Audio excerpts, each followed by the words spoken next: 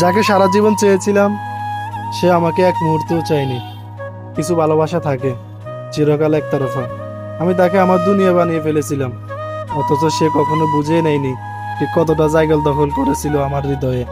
আমি প্রতিদিন অপেক্ষায় ছিলাম, হয়তো একদিন সে বুঝবে, হয়তো একদিন ফিরে তাকাবে, একটুখানি অনুভব করবে আমার ভালোবাসা। কিন্তু না, সে ব্যস্ত ছিল নিজের জগতে, যেখানে আমি কখনোই ছিলাম না।